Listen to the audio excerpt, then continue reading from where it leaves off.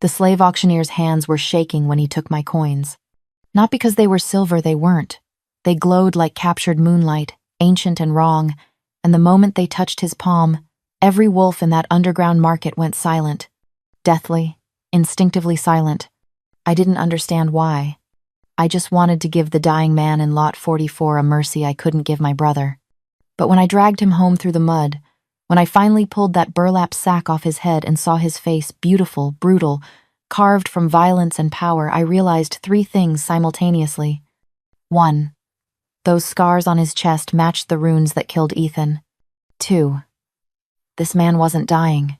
He was waiting. And 3. I'd just spent the last fragments of an ancient bloodline, moon shards, that my mother died protecting to purchase the most dangerous creature on Earth.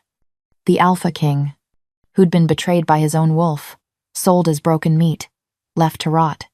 And now he was sitting in my shack, gold eyes burning with recognition, hand wrapped around my throat, asking me a question that would either save us both or destroy everything. Do you have any idea what you've done? I didn't, but I was about to find out why the predator kneels for the prey. Hello, beautiful souls. Before we step into Clarissa's world, into that underground market where destiny was bought for pocket change, I want to invite you to join this journey with me. If you love stories about broken people finding strength in unexpected places, hit that subscribe button. And I'd genuinely love to hear from you in the comments. Have you ever made a choice that seemed small at the time, but changed everything? Drop your thoughts below. Now, let's see what happens when a girl with nothing risks everything on a stranger with a bag over his head.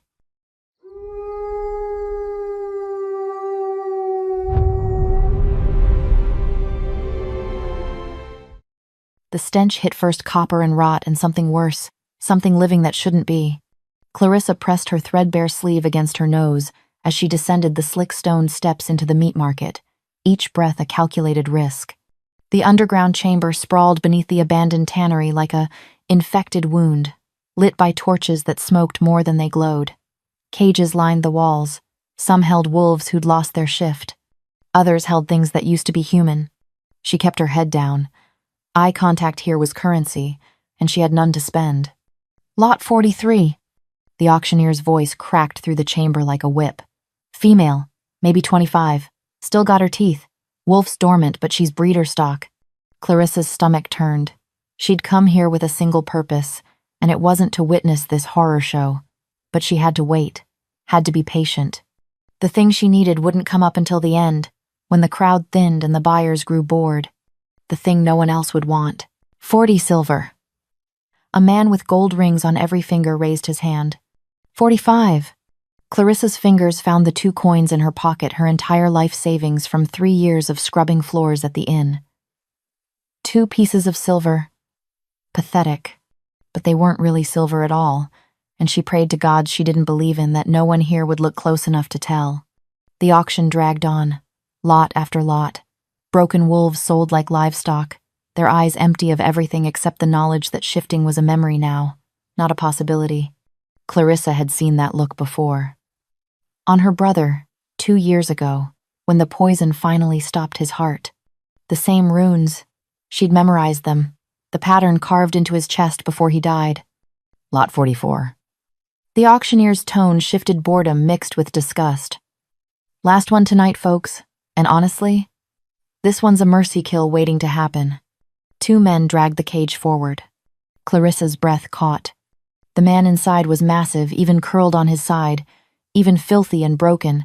His frame spoke of violence, of power. A burlap sack covered his head, tied tight around his neck. His hands were bound behind his back with iron chains that had rubbed his wrists raw. But it was his chest that made Clarissa's vision tunnel. Through the rips in his shirt, she saw them. The runes, identical to the ones that had killed her brother. Found him in the rotting stretch, the auctioneer continued, kicking the cage. The man inside didn't even flinch. No identification, no pack scent. Wolf's been dormant so long he might as well be human. Honestly, he's probably dead by morning. Poison's too far gone. He grinned, revealing 3 missing teeth. But hey, if you want fresh meat for your dogs or need a body for your medical studies, he's cheap. Laughter rippled through the remaining crowd, maybe 15 people, all of them predators in human skin. Starting bid, 5 silver. Silence. 3 silver? More silence. Someone in the back made a gagging sound. Clarissa's heart hammered against her ribs. She'd come here to find information, to find whoever had used those runes, whoever had murdered her brother. She hadn't expected to find a victim. Another person marked for death the same way. She couldn't save her brother. But maybe she could give this man what she'd wanted to give Ethan. A clean death. A warm place to rest. Dignity in his final hours. 1 silver? The auctioneer sounded annoyed now. Come on, people. Even corpses have value. 2 silver. Clarissa's voice came out steadier than she felt. Every head turned. The auctioneer squinted into the torchlight, trying to see who'd spoken. When his eyes landed on Clarissa, small, limping, dressed in clothes that were more patch than fabric, his face split into a grin. Well, the cripple wants to play. More laughter, cruel and sharp. Clarissa stepped forward, her bad leg dragging slightly. She'd broken it 2 years ago, and it had healed wrong. No money for a healer. No pack to carry her weight. Just her, alone, trying to survive in a world that ate girls like her for breakfast. She pulled the 2 coins from her pocket and held them up. The auctioneer's grin faltered. He leaned forward, squinting. Then his eyes widened just for a second before he schooled his features back into mockery. He'd seen. He knew they weren't silver. But he also knew what they were. Sold! He barked the word too quickly, snatching the coins from her hand before anyone else could look closely. Lot 44 goes to the girl. Take your trash and get out. The crowd was already dispersing, bored now that the show was over. But Clarissa caught the way the auctioneer's hand trembled as he pocketed her coins, caught the way his eyes darted to the exit. He was afraid. Good. 2 workers unlocked the cage and dragged the man out, dropping him at Clarissa's feet like a sack of grain. He landed hard, and for the first time, she heard him make a sound, a low, barely there groan that spoke of pain beyond physical. Need help getting him home? One of the workers asked, smirking. No. Clarissa crouched, gritting her teeth against the protest of her bad leg. She grabbed the man's bound wrists and pulled. He was heavy dead weight, but she'd hauled water and firewood and bodies before. She knew how to use momentum. She dragged him toward the stairs. The crowd's laughter followed her up, echoing off stone walls. Let them laugh. They wouldn't be laughing soon.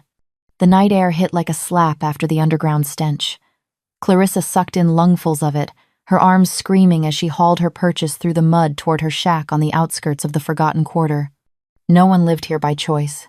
The buildings leaned like drunks, half collapsed. The streets were unpaved, the smell of sewage mixed with smoke.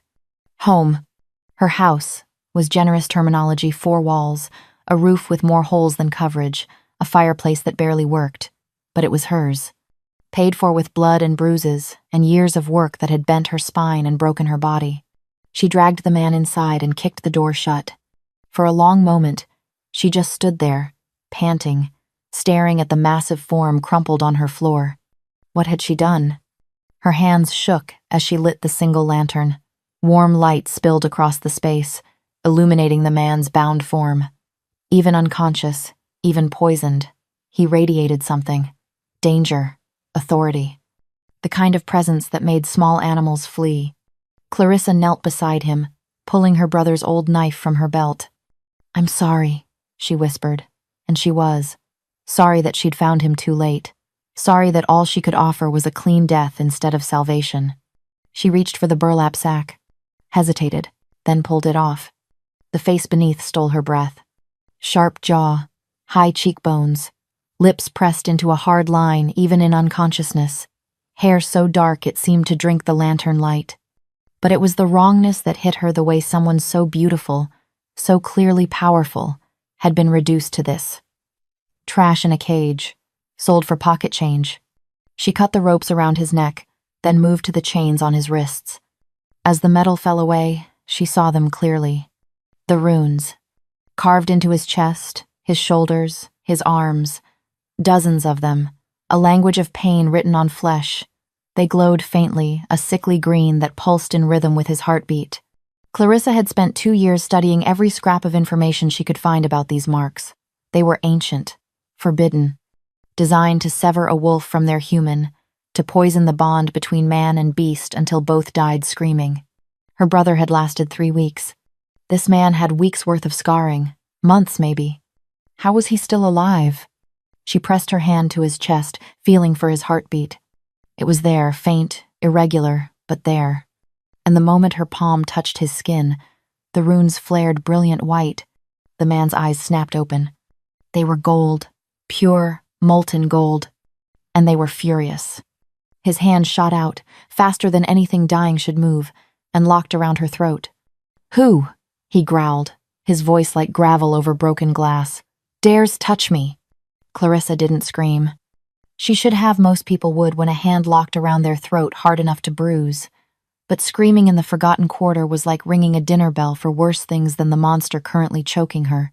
Instead, she drove her elbow down onto the pressure point in his wrist. The man's grip loosened just enough. She twisted away, gasping, scrambling backward until her spine hit the wall. Those gold eyes tracked her like a predator watching prey decide whether to run. "You!" his voice cracked. He tried to sit up and failed, his massive frame trembling with the effort. Confusion flickered across his face, quickly buried under rage. "What did you do to me?" "Saved your life, apparently." Clarissa rubbed her throat, keeping her bad leg tucked under her. "Though I'm starting to regret it." He stared at her like she'd grown a second head. Then his gaze swept the room, the cracked walls, the threadbare blanket on the floor serving as her bed, the single pot hanging over a fireplace that barely worked. His lip curled. "This is a hovel." "It's my hovel." Clarissa pushed herself up, using the wall for support. "And you're lucky to be in it instead of dead in a cage." "Lucky?" He laughed bitter and sharp. "Do you have any idea who I am? Someone who got sold for 2 pieces of silver." She limped to the fireplace, adding the last of her kindling. "So no, not really." The silence behind her felt dangerous. When she turned back, he'd managed to prop himself against the wall, breathing hard from the effort. Sweat beaded his forehead. The runes on his chest pulsed that sickly green again, and he pressed his palm against them with a grimace. "The poison," Clarissa said quietly. "How long have you had it?" His jaw tightened. "That's none of your concern. You're in my house. Everything about you is my concern now." She pulled out her brother's journal, the one where she'd documented everything about the runes, every failed attempt to understand them. "These marks, they're designed to kill you slowly, separate you from your wolf until... I know what they do." His voice was ice. "I don't need a human to explain my own." He stopped, stared at her. "You're human, completely human, no wolf at all." It wasn't a question, but Clarissa answered anyway. "Wolfless, born that way." Something shifted in his expression. Not pity, he didn't seem capable of that, but calculation, like he was reassessing a chess piece he'd initially dismissed. "Then how did you know? About the runes?" Clarissa's throat tightened. "My brother. He had the same marks when he died." For a moment, something almost like understanding flickered in those gold eyes. Then it was gone, buried under arrogance again. "So you bought me out of sentiment," he sneered. "How touching. I bought you to give you a decent death." Clarissa knelt beside him, close enough to see the way his pupils dilated when she got near. "To let you pass somewhere warm instead of in a cage. But since you're determined to be horrible, maybe I should have left you there." "Then why didn't you?" "Because no one deserves to die alone and afraid." She reached for his chest, ignoring his growl of warning. Her fingers traced the largest rune, the one directly over his heart. "Not even arrogant bastards who can't say thank you." The moment her skin made contact, the runes flared white again. The man sucked in a sharp breath. "What are you?" "They react to me," Clarissa whispered, watching the green poison recede wherever she touched. "They've never done that before. When I touched my brother, nothing happened. But you." He caught her wrist. Not violently this time, his grip was almost gentle. "Your name." "Clarissa." "Clarissa." He said it like he was tasting it, testing it. "I am Luca." The name hit her like a physical blow. She jerked back. "Luca? As in, the alphaking Luca?" His smile was all teeth and no warmth. "So, you have heard of me." Clarissa scrambled backward so fast her bad leg buckled. She caught herself on the wall, heart hammering. "The alphaking." Her voice came out flat. The man who executes humans for sport, who burned the eastern villages because they refused to bow. That Luca. Those villages harbored traitors. His tone held no remorse. And I've never killed humans for sport, only necessity. Oh, well, that's so much better. Luca's eyes narrowed. Watch your tone, girl. I may be weakened, but I am still. Still what? Powerless? Poisoned? Clarissa crossed her arms despite her trembling hands. Sitting in my house because I'm the only thing between you and death? Yeah. Terrifying. For a long moment, Luca just stared at her. Then, impossibly, he laughed. It was rough, unused, like he'd forgotten how. You have no idea how close to death you are right now. Closer than yesterday, apparently. Clarissa limped to the window, checking the street. Empty. For now. How long before your people realize you're missing? They already know. Then why aren't they here? Luca's jaw clenched. Because my wolf won't answer me. Without him, I have no scent marker. No bond signature. I'm invisible to pack tracking. He touched the runes again, and Clarissa saw it, the flicker of something beneath the arrogance. Fear. I've been missing for 3 weeks. They'll assume I'm dead. 3 weeks. Her brother had died in 3. The people who did this, Clarissa said carefully. The ones who carved you. Who are they? The slaver pack. Wolves who've turned on their own kind for profit. Luca's voice went cold. Led by a woman named Sophia. We have history. Something in the way he said it made Clarissa's stomach drop. What kind of history? The kind that makes betrayal personal. Before Clarissa could press, glass shattered. The window exploded inward. Clarissa threw herself sideways as a wolf, massive, gray, snarling, crashed through. It landed between her and Luca, lips peeled back from teeth designed to tear. Found you. A voice called from outside. Female. Amused. Did you really think we wouldn't notice when 2 moon shards appeared at the auction, Your Majesty? Clarissa's blood turned to ice. The coins. They'd tracked the coins. Luca tried to stand and collapsed, his body refusing to cooperate. The wolf advanced on him, growling. No, Clarissa didn't think. She grabbed the iron poker from the fireplace and swung. The poker connected with the wolf's skull with a sickening crack. The beast yelped, stumbling sideways, then its eyes locked on her. Bad idea, little human, the woman outside laughed. That's my second in command you just hit. The wolf lunged. Clarissa raised the poker, knowing it wouldn't be enough. Luca moved. Despite the poison, despite his weakness, he threw himself between them. The wolf's teeth sank into his shoulder instead of Clarissa's throat.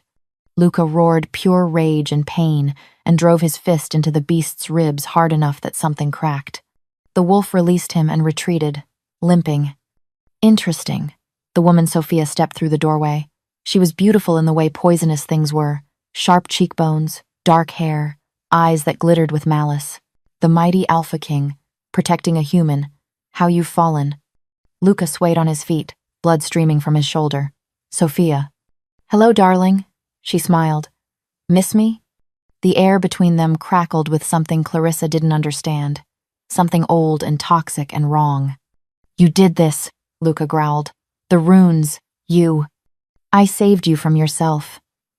Sophia circled them like a shark. You were becoming a monster, Luca. Cruel, heartless. Someone had to stop you. By selling me like livestock?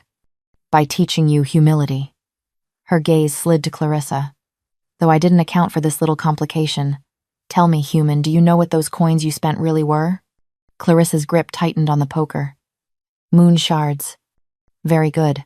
And do you know what happens when a human gives moon shards freely to save a wolf? Sophia's smile widened. You've bound yourself to him. Congratulations, you're now his anchor. His what? The only thing keeping his wolf from dying completely. Sophia pulled a knife from her belt. Which means to finish the job, I have to kill you first. Sophia's blade glinted in the firelight as she advanced. Clarissa backed against the wall, poker raised. Luca positioned himself in front of her despite the blood soaking his shirt, despite the way his legs shook. Move, he ordered Clarissa. Where exactly do you suggest I go? Anywhere but behind me when this starts. When what starts? You can barely stand. Sophia laughed. Listen to the human, darling. She's smarter than you. She twirled the knife. This doesn't have to be painful, girl. Just step aside. Let me finish what I started. Luca's wolf is already dying. Your death just speeds things along. Why? Clarissa demanded. Why do all this? Because he's mine. Sophia's eyes flashed. Fated mates, written in the stars. Biology itself chose us. But Luca kept refusing the bond, kept fighting what was natural. So I decided if I couldn't have him at his strongest, I'd remake him from nothing. Luca's hands clenched into fists. The mate bond isn't love, Sophia. It's just chemistry. It's destiny. It's a biological coincidence I never wanted. The words hung in the air like a bomb. Clarissa's mind raced. Fated mates. She'd heard stories, the undeniable pull, the instant connection.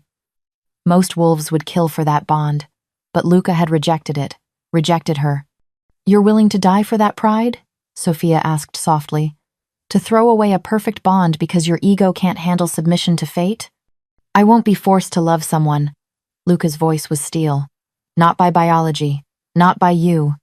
Sophia's face twisted. She lunged. Luca tried to block her too slow. The blade arced toward his chest. Clarissa threw the poker.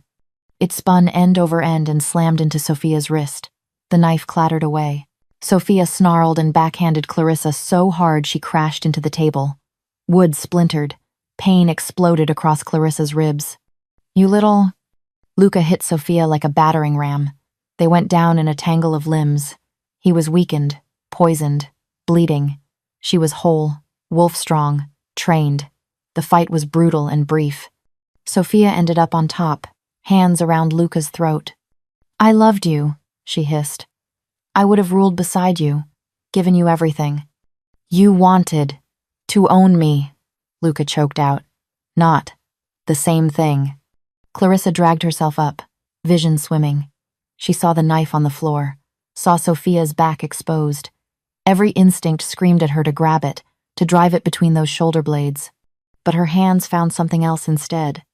The journal, her brother's journal. She'd spent 2 years studying these runes, 2 years learning the language of pain written on Ethan's chest.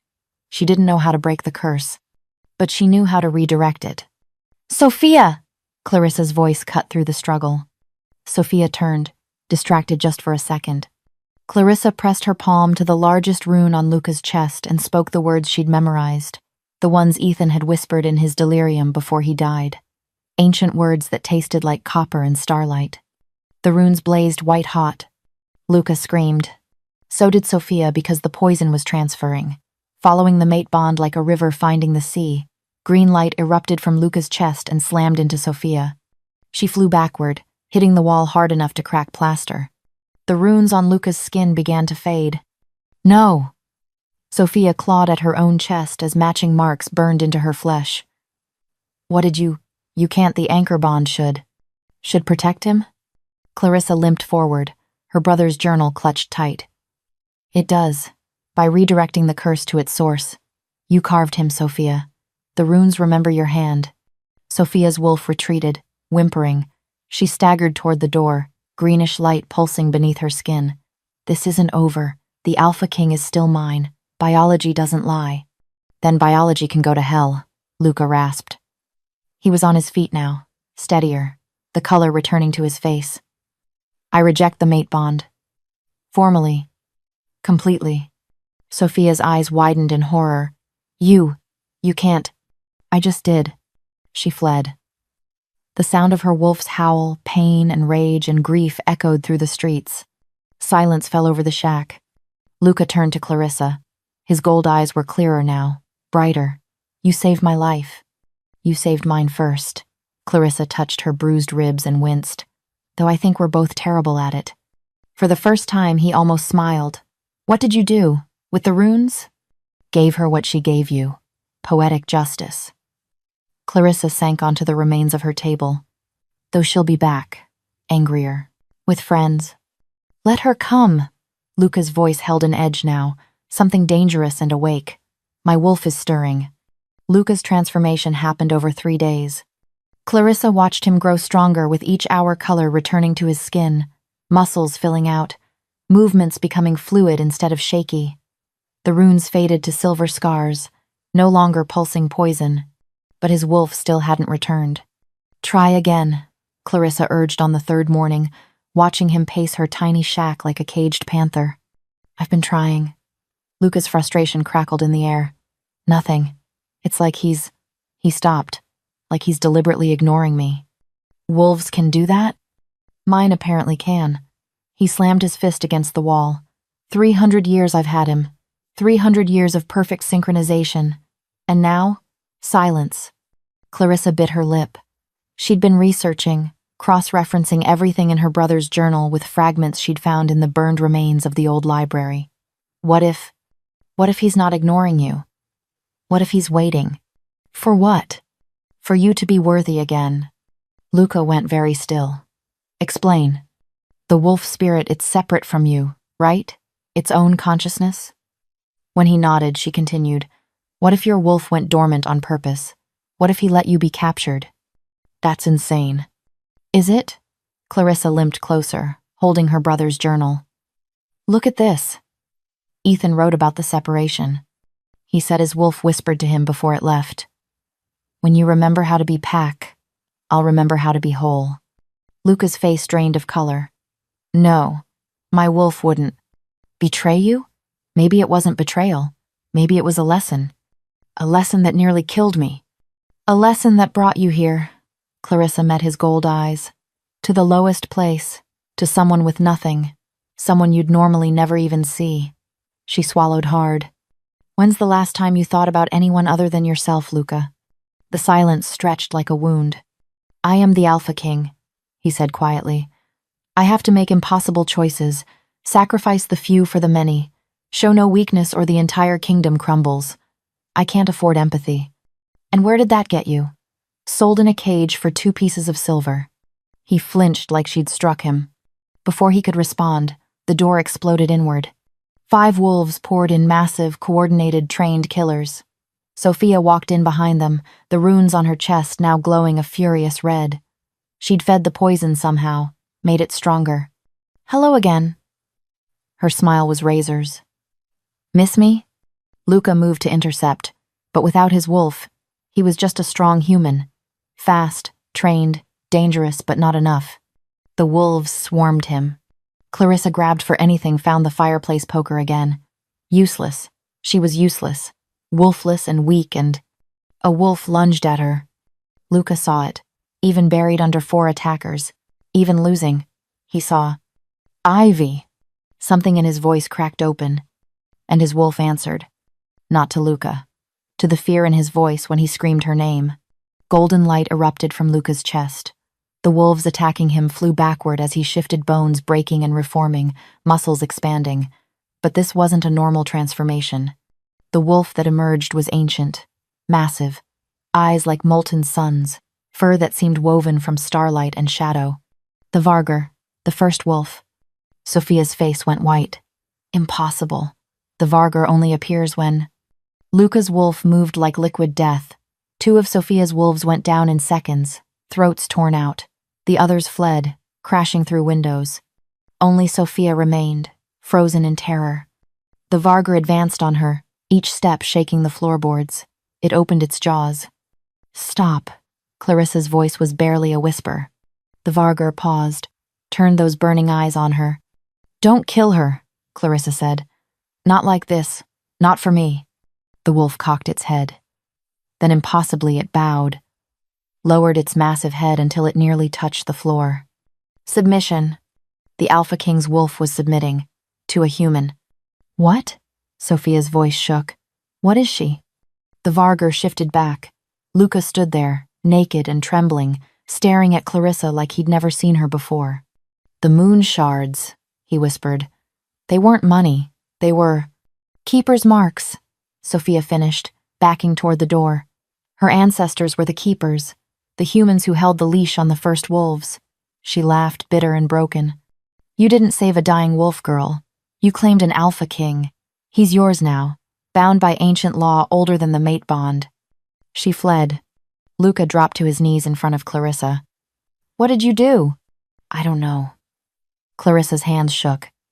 I couldn't let you die. Those coins, where did you get them? My mother, before she died, she said they were worthless. Just family heirlooms. Luca's laugh was half sob. Worthless. They made you my anchor, my tether. Without you. He looked up at her, and for the first time, she saw him. Really saw him, not the king, the man, broken and saved and terrified. Without you, I'm nothing. And right here in this moment where everything Clarissa thought she understood just shattered, I have to pause and ask you something. If you're feeling what I'm feeling right now, if your heart is racing, wondering how Luca and Clarissa survive what's coming next, would you take a second to subscribe? It helps me bring you more stories like this. And drop a comment telling me, do you think the council will accept a human queen? Or is this bond doomed from the start? All right. Let's find out what those moon shards really mean. Luca left at dawn. Clarissa woke to find him dressed in clothes he'd stolen from a merchant's line, his face clean-shaven, posture regal despite the silver scars still marking his chest. You're leaving. Not a question. My second will have mobilized search parties by now. He didn't look at her. If I don't return soon, there will be war. Rival packs will see weakness, attack the borders. So go. It's not that simple. Finally, his gold eyes met hers. The anchor bond. If I go too far. How far? A day's travel. Maybe 2. He moved to the door. I'll send for you. Proper escort. Protection. I'm not going to your palace, Luca. He froze. What? I'm not cut out for court politics and pretty dresses and people who'll hate me for existing. Clarissa pulled her blanket tighter. You got what you needed. Your wolf. Your strength. I'm just the human who happened to have the right coins. You saved my life. And you saved mine. We're even. Her throat tightened. Go be the Alpha King. I'll stay here where I belong. Something flickered across his face. Hurt, maybe. Or anger. The bond doesn't work like that. If we're separated too long, then it breaks. Good. She turned away. I never asked to be anyone's anchor. I just wanted to bury you with dignity. The silence cut like glass. So that's it? His voice was cold now, the king's voice. You'd rather die than come with me? I'd rather die than be another thing you own. She heard him move toward her, felt the heat of him at her back. His hand caught her wrist gentle, despite everything. I don't want to own you, Clarissa. Then what do you want? I don't know. The confession seemed torn from him. But when I thought that wolf would hurt you, when I saw its teeth at your throat, my wolf didn't wake for me. It woke because I couldn't bear to lose you. Clarissa's heart hammered. That's just the bond talking. Is it? He turned her to face him. Sophia was my fated mate. Biology itself said we belonged together. But I felt nothing for her except obligation. Resentment. His thumb traced her pulse point. 3 days with you, and I feel more than I've felt in 300 years. Luca. The door burst open. A man stood there tall, scarred, radiating authority. His eyes widened when he saw Luca. My king, we've been searching. His gaze landed on Clarissa, still in Luca's grip. Step away from the human. Liam. Luca didn't release her. Stand down. You've been poisoned, possibly enchanted. I'm fine. Luca's voice carried command that made even Clarissa want to obey. This woman saved my life. And we're grateful. Liam's smile didn't reach his eyes. We'll compensate her generously, but you need to return home. Now, the council is gathering. There are questions about your absence. Something in his tone made Clarissa's skin crawl. What questions? Luca asked. About whether you're fit to rule, whether the poisoning damaged your mind. Liam stepped inside, and 6 more wolves filled the doorway behind him. They're calling for an alpha trial. You have 3 days to prove your strength or forfeit the throne. Luca's hand tightened on Clarissa's wrist. Convenient timing. Who called for the trial? Does it matter? You were gone 3 weeks. The kingdom needs stability. Liam's eyes flicked to Clarissa again. And you need to leave the human behind. She's a liability. She's my anchor. The words fell like bombs. Liam's face went slack. You bonded with a human? A wolfless. He caught himself. My king, this is worse than we thought. The council will never accept. I don't care what they accept. You should. Liam's voice hardened. Because Sophia has already reached the capital. She's telling everyone that you rejected your fated mate for a human. That the poisoning made you unstable. Half the council wants you declared unfit. He moved closer. If you bring her to the palace, they'll use it as proof. They'll strip your title and execute you both for breaking sacred law. Clarissa's blood turned to ice. Sacred law? An alphaking cannot bond with a human, Liam said flatly. It's forbidden, punishable by death. Luca's face was stone. Then I'll change the law. You'll be dead before you get the chance. Liam gestured to the wolves behind him.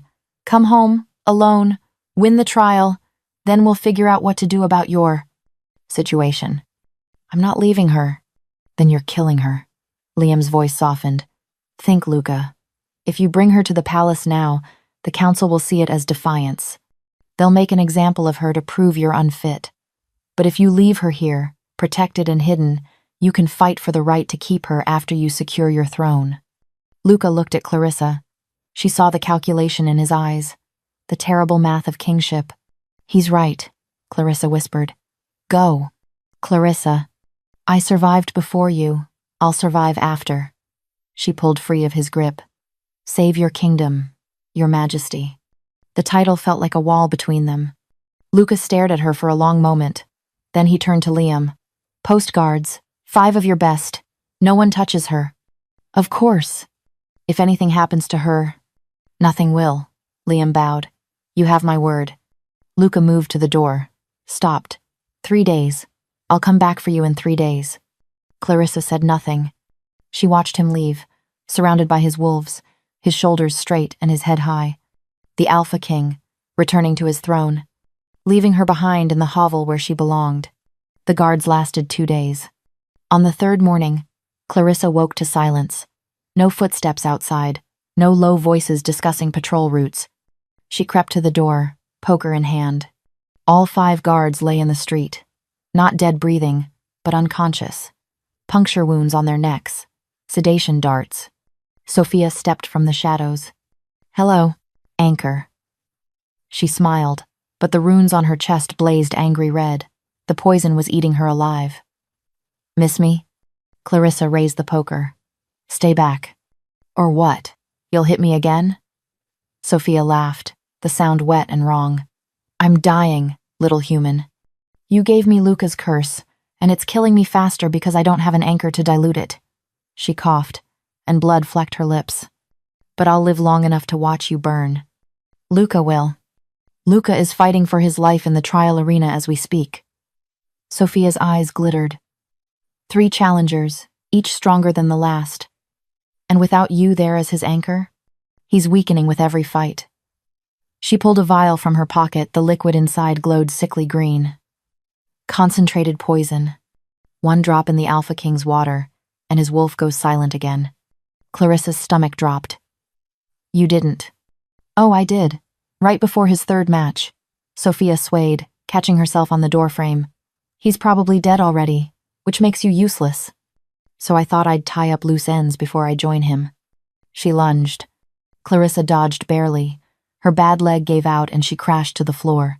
Sophia kicked the poker away and grabbed Clarissa by the hair, dragging her toward the fireplace. They'll find you burned, Sophia panted. A tragic accident. No one will care about a wolfless girl from the forgotten quarter. Clarissa's hand found the journal, Ethan's journal, on the floor beside her. The pages fell open to the last entry, the one she'd never been able to read because the words were written in old tongue. But now, with Sophia's blood dripping on the pages, the words glowed. The anchor is not the chain. The anchor is the key.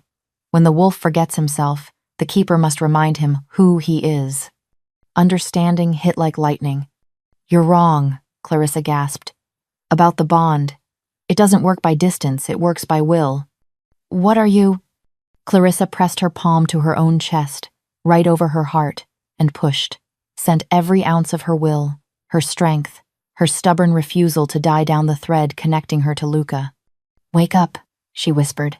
Remember who you are. At the trial arena, Luca hit the ground hard, blood in his mouth. His third opponent, a massive alpha named Zane, loomed over him, victorious howl building in his throat. The crowd roared, half cheering for the king's fall, half screaming for him to rise. Luca tried. His body wouldn't obey. The poison was back, burning through his veins. His wolf was silent. This is how I die, he thought distantly. Alone, in front of thousands, without even... Wake up. Clarissa's voice.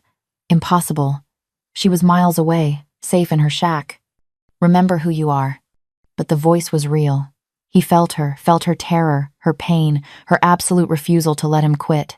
The bond between them blazed to life, and through it came her strength, her will, her belief. I am Luca, he rasped, forcing himself to his knees. Alpha King, survivor, and I have someone waiting for me. His wolf stirred, not fully awake, but listening. I was cruel, Luca continued, loud enough for the crowd to hear, for his wolf to hear. I ruled through fear instead of love. I thought strength meant standing alone. He met Zane's eyes. But the strongest thing I've ever done was kneel before a human girl and ask her to save me. The wolf roared awake. Luca shifted not the Vargur this time, but something just as powerful. His true wolf, the one that had been silent because it was ashamed of who he'd become. I'm sorry, Luca thought to his wolf. I forgot we were supposed to be partners. Then let's fix it, the wolf growled back. Together. They moved as one. Zane didn't stand a chance. Back at the shack, Sophia felt it the moment Luca's wolf returned, felt the bond snap back to full strength. No, she whispered. Clarissa smiled through her pain. Yes. The door exploded open, not with guards with him. Luca, still in wolf form, eyes blazing gold and furious. He placed himself between Clarissa and Sophia, growling low. Don't kill her, Clarissa said softly. She's dying already. Luca shifted back, breathing hard. Why spare her? Because mercy is stronger than revenge. Clarissa struggled to sit up. And because you're not that person anymore. Luca looked at her, really looked. This tiny, broken, wolfless girl who'd given everything to save him, who'd just sent her strength across miles because she refused to let him fall. He'd rejected a fated mate chosen by biology. But this was choice. The council? Clarissa asked. Overruled. I won the trial. Luca moved to her side, his hands gentle as he checked her injuries. And I told them if they couldn't accept my anchor, they could find a new king. Luca, you can't just... I already did. He lifted her chin. I spent 300 years alone at the top. I'm done with lonely. I'm done with cold. I want... He swallowed hard. I want to be worth 2 pieces of silver. Clarissa's eyes burned with tears. Sophia crawled toward the door, forgotten, dying, alone. A fitting end for someone who'd tried to force love instead of earning it. The palace gates opened like a mouth preparing to swallow her whole. Clarissa sat in the royal carriage beside Luca, dressed in borrowed clothes that cost more than her shack. Her bad leg throbbed. Her ribs still ached from Sophia's attack. And every eye that watched them pass burned with judgment. They hate me, she whispered. They fear change. Luca's hand found hers. There's a difference. The council waited in the throne room, 12 alphas, ancient and powerful, seated in a semicircle around the dais. The air reeked of dominance and barely contained violence. Elder Buck stood at the center, his silver hair gleaming. King Luca, you've returned from your ordeal with a guest. Not a guest. Luca's voice carried across the chamber. My anchor, my chosen queen. The room exploded. Impossible! An alpha named Jerry surged to his feet. Sacred law forbids. Sacred law was written when keepers still walked among us. Luca interrupted. When humans and wolves were partners, not enemies. Clarissa carries keeper blood. The moon shards proved it. Moon shards can be stolen, but not given. Elder Buck's gaze fixed on Clarissa. Tell me, girl, why did you spend them? Those coins could have bought you a new life. Freedom from the forgotten quarter. Clarissa's throat tightened.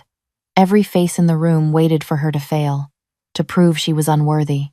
She thought of Ethan, of 2 years scrubbing floors and hoarding silver, of the moment she'd seen those runes and recognized them.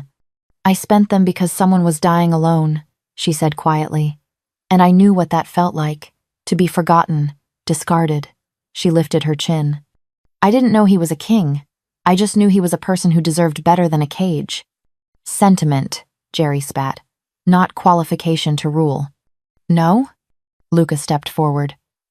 Tell me, Jerry, when's the last time you visited the border villages? The ones that pay taxes but receive no protection?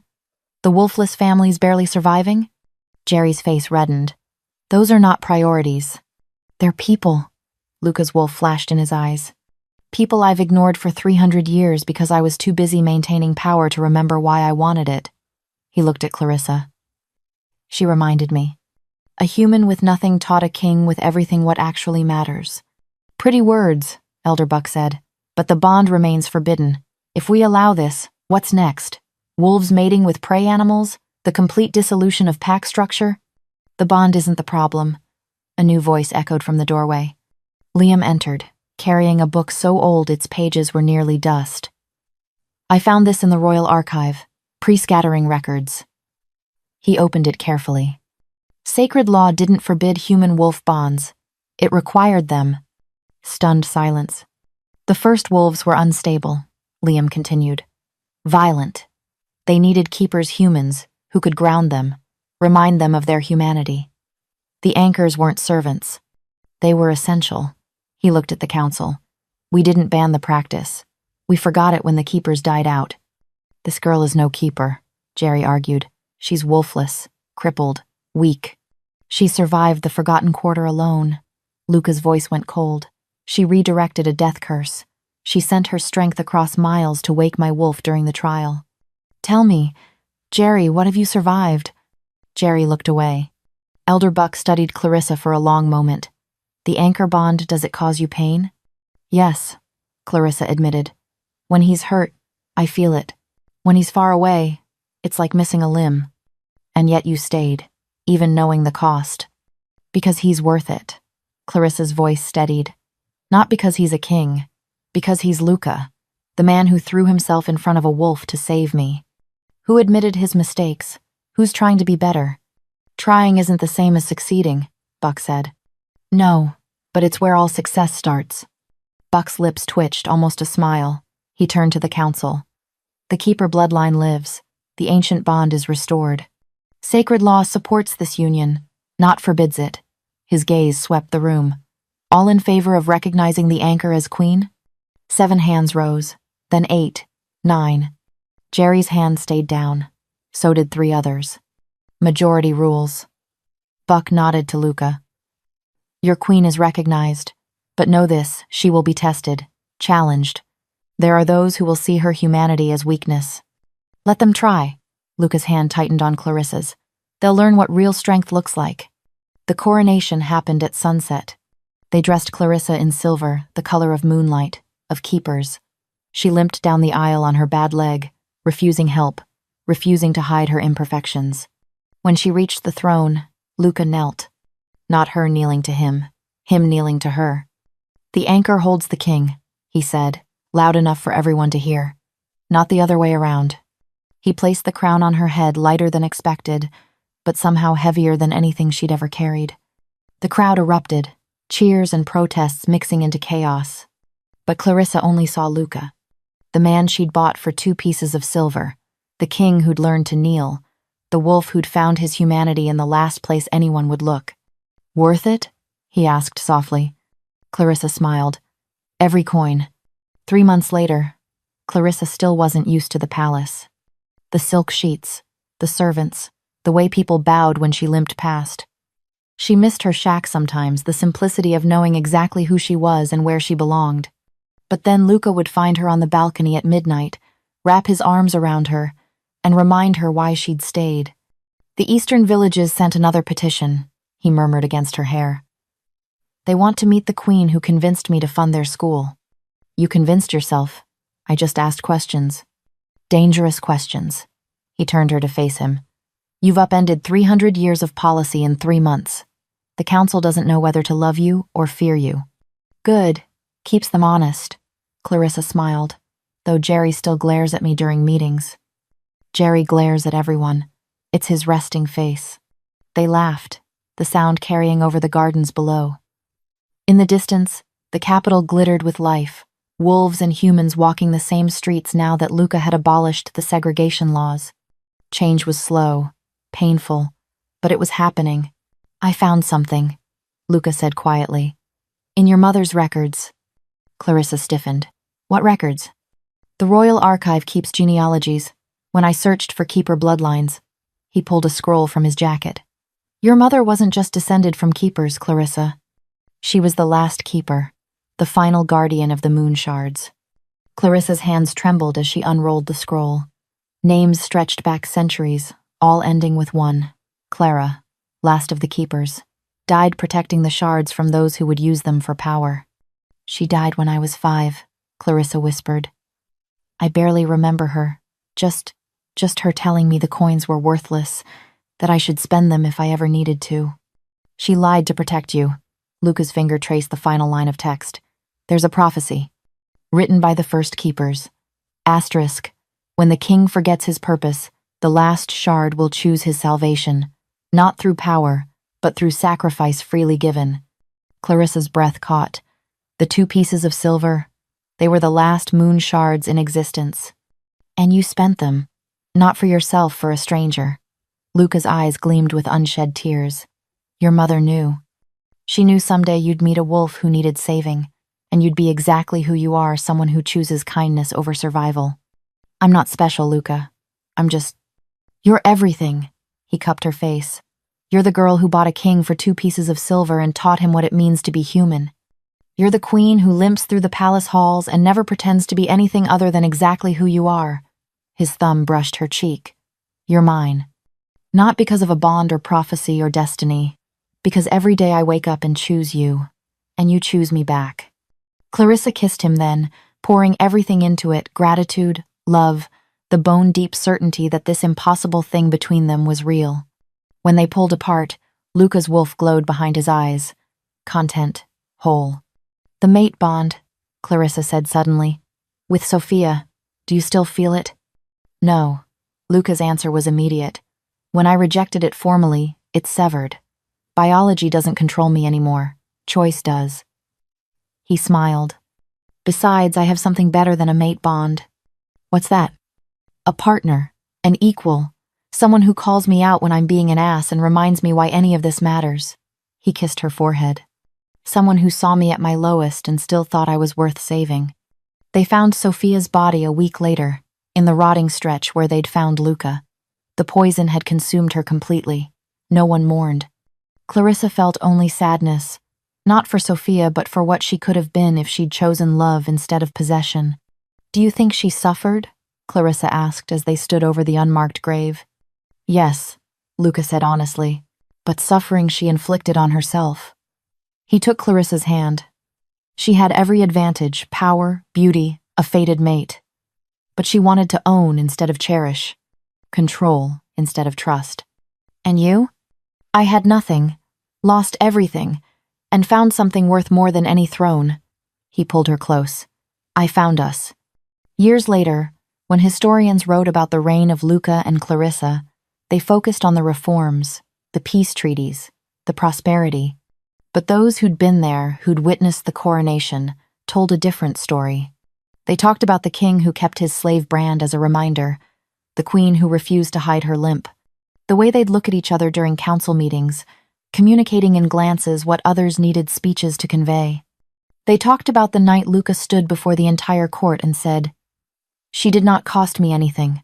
I cost her 2 pieces of silver, and I will spend the rest of my life trying to be worth that price." And he did. Every single day. Clarissa stood on the balcony one final time, silver crown catching moonlight, watching her king play with their daughter in the gardens below. The girl had her mother's stubbornness and her father's eyes gold and fierce and kind.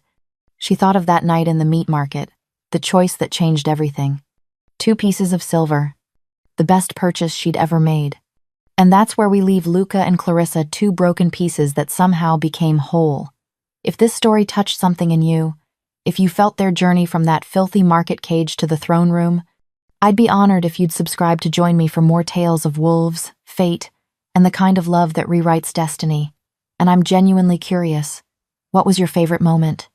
Was it when Clarissa bought Luca for 2 silver coins? When his wolf finally woke? When he knelt before the court? Tell me in the comments. I read every single one, and your thoughts inspire the stories I choose next. Thank you for being here.